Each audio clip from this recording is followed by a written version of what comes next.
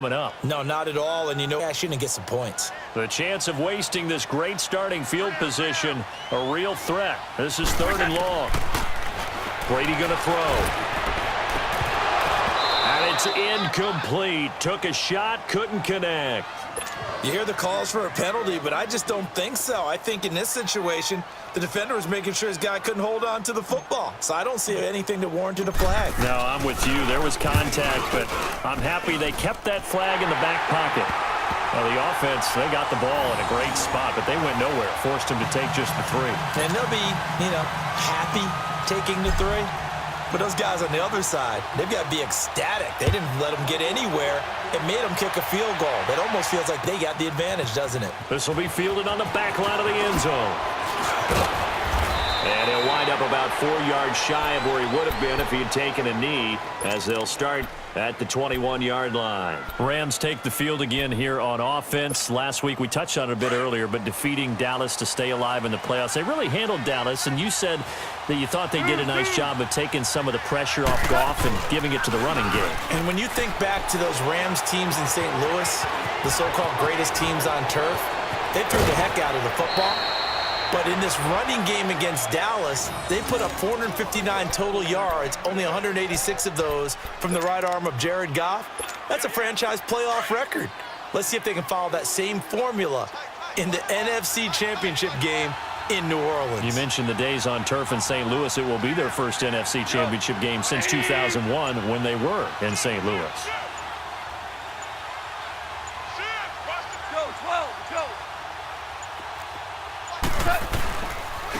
Here's the first carry now for Todd Gurley. And he'll get this into enemy territory, but not by much, as he's down to the 48. Just a yard on the first down carry, so it's 2nd and 9. Gurley, of course, was right in the mix for a rushing title, but missed the final couple weeks of the year and ended up finishing 3rd with 1,251 yards, but did have a league-high 17 rushing touchdowns. Yeah, the first since Sean Alexander in 2003, 2004 to lead the NFL in total touchdowns 2 years running. How about 2 years in a row he doesn't get a chance to win a rushing title? This year because of injury, the year before because they rested him in the last game. And the first year he said, it doesn't matter much. This year he admitted he really wants to win one of those rushing titles. And you know one surprising nugget is that he's the only guy to rush for 1,000 yards in each of the last 2 seasons. And it pops free. The collision there jarred the ball loose and brings up 2nd down. The beauty of being able to play a zone defense when you can sit back and see in the middle of the field where you can go make a play on the football. Now on 2nd down, this is Gurley. And he is going to be stopped cold behind the line of scrimmage. He lost 4 there, and it's 3rd down. Came out in a power set, but that only served to put more men in the box. And guess what? If you're going to do that, you've got to win up front, right? Your offensive guys have got to beat the defenders. They lost all leverage on that play. 3rd and long. It's gone. But when this ball's tipped and intercepted. Picked off near the 26. And they will take over at the 26-yard line. So that's back-to-back drives where they've thrown an interception. Ordinarily, we look at the offense and say, what's going on with your scheme? Maybe we should look at the defense and just give them a whole lot of credit. They've got them frustrated right now. Brady and the Patriots now 1st and 10 at their own 26. Now Brady, he's going to air it out for Dorsett. And that one falls incomplete. Looked like he might have had position there, but he couldn't hold on it at 2nd down. Brandon, it looked like he had his hands on it for a moment, but let's face it, that was going to be a tough catch all the way because of the presence of the defense right there as he was trying to haul it in. Yeah, nice job to force the incompletion. Once again, they'll come up on the 26-yard line, 2nd and 10.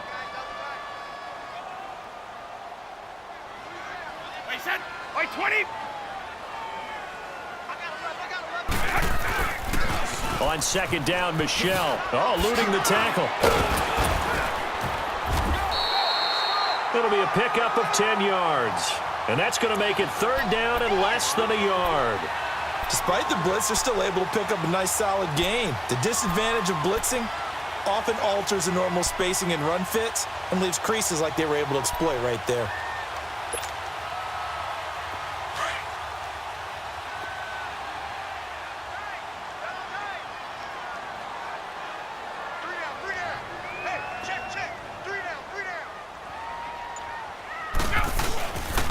They'll try and run for it. Here's Michelle. And an alley to run. And they bring him to the ground just shy of midfield. That one good for 13 at a New England first down. Well, after an interception, last thing you want to do is go 3 and out, give the ball right back. They avoided that. Yeah, you definitely do not want to do that. I remember in college I played with a really big-time player on defense. We ended up getting an interception as we passed the offense coming out. He told him, if you don't take care of this football, you have to... And the Rams got it. They bring him down. Samson Abukum. He's the one that got to him. He takes him down for a loss of 9. Blocking again. I mean, they opened up a big hole last time. This time they opened up a hole, and the quarterback got sacked.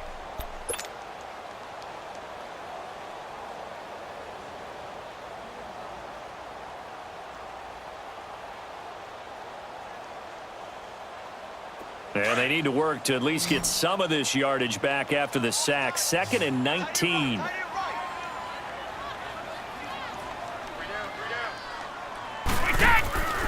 Throwing now is Brady. Out to the flat. That's complete to his running back. And he's able to get this one out closer to midfield across the 45. They get 7 there on the screen. It'll set up a 3rd down. It's funny, throughout the time that we've been together, when we talk with running backs about the ability to catch the ball, their eyes light up when they talk about open field and having one-on-one matchups, don't they? Yeah, they do. And that's the reason why. What we just saw, shedding those tackles, and that's what they're used to doing. It is, and it starts at the beginning of the play. One-on-one matchup if someone's trying to cover them, but they also like those one-on-ones downfield after the catch when they're running with the ball. They think they're going to win those too. Throwing is Brady on 3rd down. He's going to look deep for Edelman. And it's knocked away and incomplete. There defensively was John Johnson to knock it free. Certainly looked like they were getting ready to convert there on 3rd down, but what an effort to get his hand on that one, knock it away, and brings up a 4th down decision. Now this is fielded in the end zone. So possession goes over here on the punt. And the Rams will get it at the 20. Well, partner, let's look ahead to the NFC Championship game while we got a second. Sunday, 3 Eastern, Rams, Saints. What do you think about that matchup? I'm loving the matchup, and it's right back at the site where they played in the regular season. And the Saints got out to a 21-point lead, and the Rams reeled them in before the Saints won it by 10 down the stretch. Here's where I think the biggest matchup of the game is. Marcus Peters, corner for the Rams, against Michael Thomas, receiver of the Saints. In the last game, Michael Thomas really got over on him, over 200 yards receiving, and the Saints said, and for the 3rd time here in this half, it's intercepted. Picked off by Jason McCourty, and his crew will take over with a football at the 35-yard line. You hear me laughing, partner, and I'm not laughing at the situation, but sometimes you just get yourself into a rut. It's hard to shake yourself out of it. Ball up to the 35 now as they come up on 1st and 10. Now a 1st down carry. It's Michelle. A nice move he had, but can't break away. And he's brought down just inside the 30. It's a 7-yard carry to set them up with a 2nd and 3.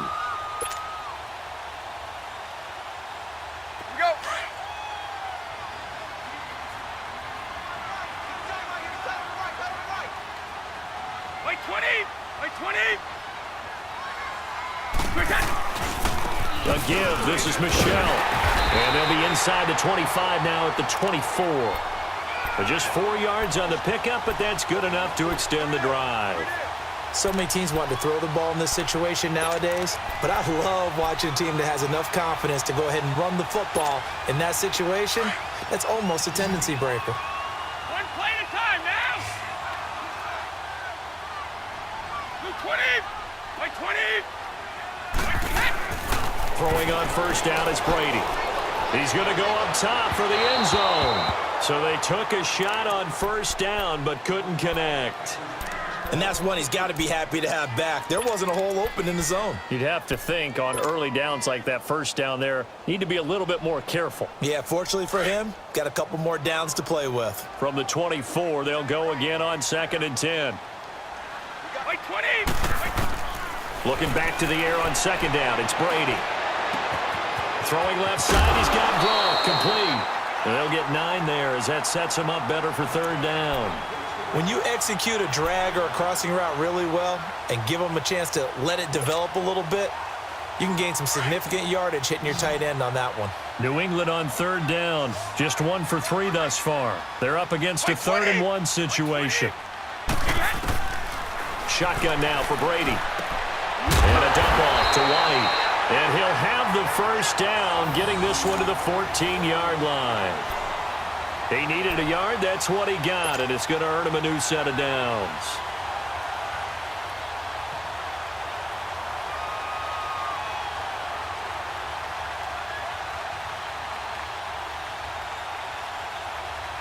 Clock running, under 4 to play now as they come up on 1st and 10.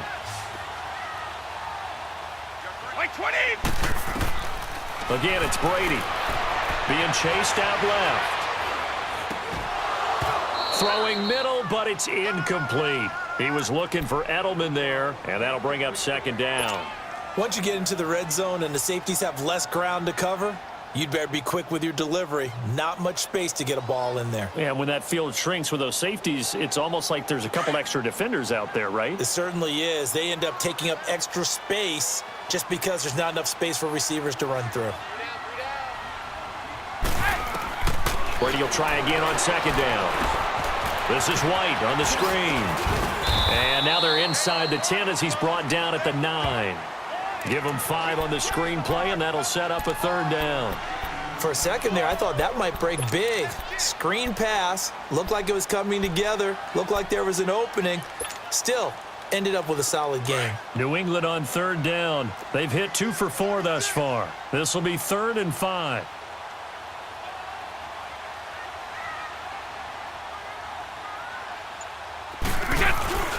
On the toss, here's Michel.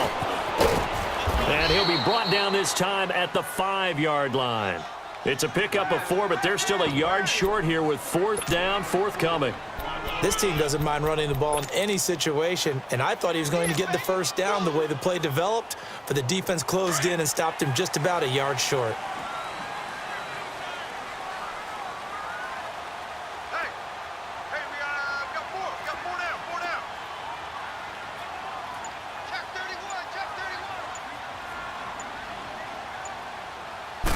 And Brady will sneak it. And he won't have the touchdown, but he will have the first down as he's tackled at the 2. Able to convert on 4th to bring up 1st and goal. That's a big 3 yards right there. Yeah,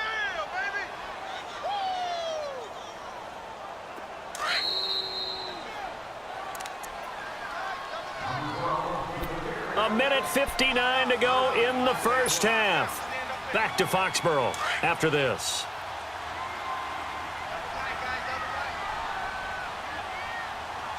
They come out here in the eye. And they will run it with Michel. Nothing doing there. They're going to wind up holding him at the 2. No gain there, and it's going to set up 2nd and goal. So stuffed from the 2, now what? You know me pretty well. What do you think I want here? Play action? Definitely. Let him get outside and create, and if he has to run it, he has a little bit more space.